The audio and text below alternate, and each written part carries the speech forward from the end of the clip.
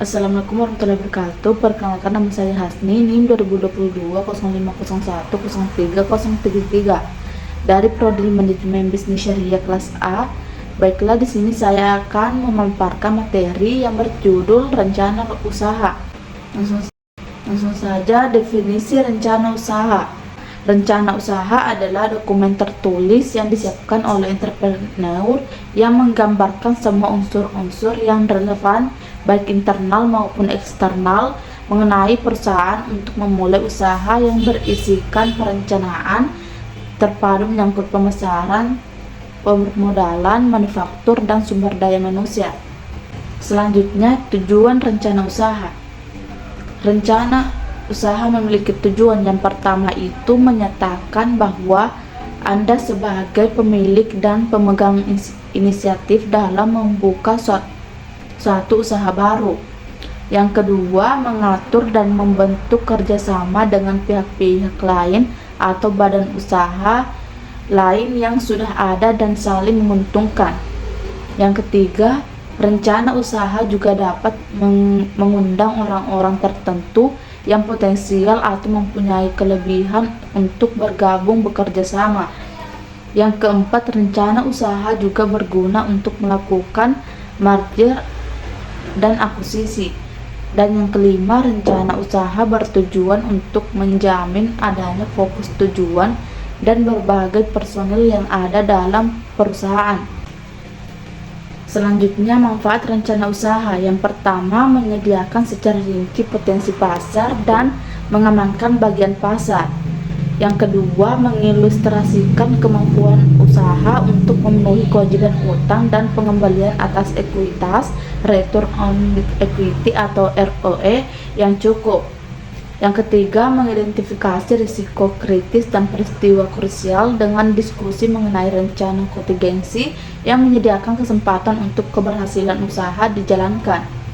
Yang keempat, dengan menyediakan uraian yang lengkap, rencana bisnis memberikan kepada pemilik dana dokumen yang jelas dan lengkap yang memuat informasi yang dibutuhkan untuk evaluasi bisnis dan keuangan.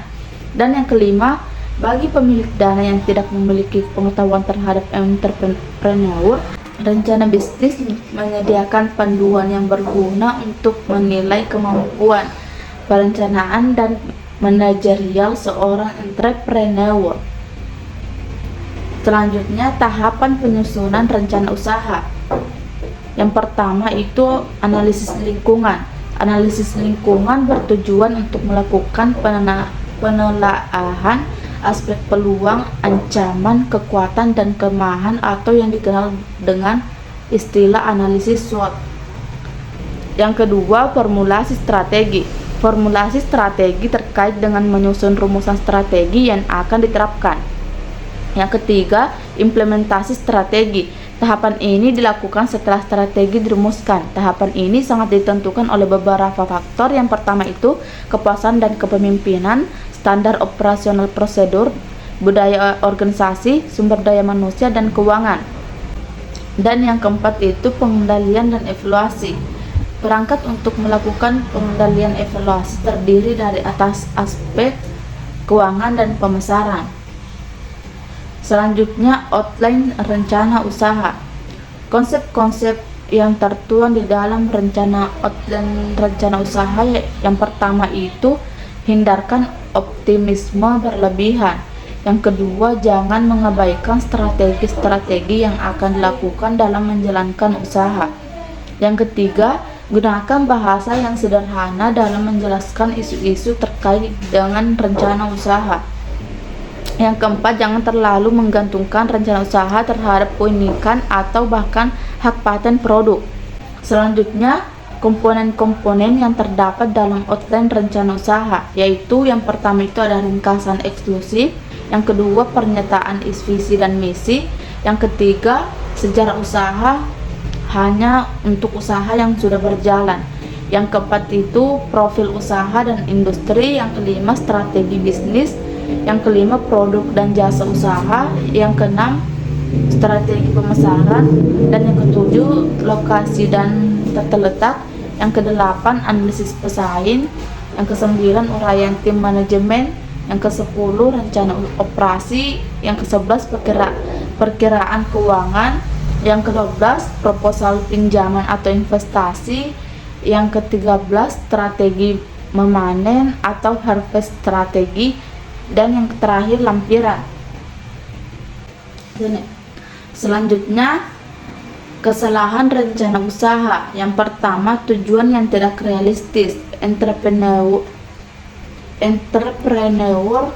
harus menyusun agenda waktu yang jelas disertai dengan rincian aksi yang harus dikerjakan untuk mencapai sasaran realistis yang diinginkan.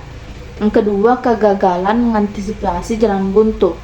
Untuk menghindari itu, maka entrepreneur harus dapat menyebutkan rintangan yang mungkin muncul dan langkah alternatif yang dapat dilakukan dalam mengatasi rintangan tersebut. Yang ketiga, tidak ada komitmen dan dedikasi.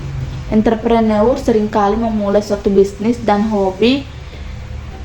Hal ini wajar saja, namun entrepreneur sebisa mungkin menghindari kesan tidak memiliki keseriusan dalam menjalankan usahanya.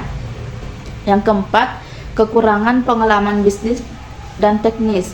Entrepreneur harus dapat menyediakan bukti bahwa ia memiliki pengalaman untuk menjalankan usaha dan memiliki latar belakang pengetahuan yang menunjang kemampuannya dalam mengelola usaha. Dan yang kelima, tidak terdapat segmen pasar. Entrepreneur harus dapat memilih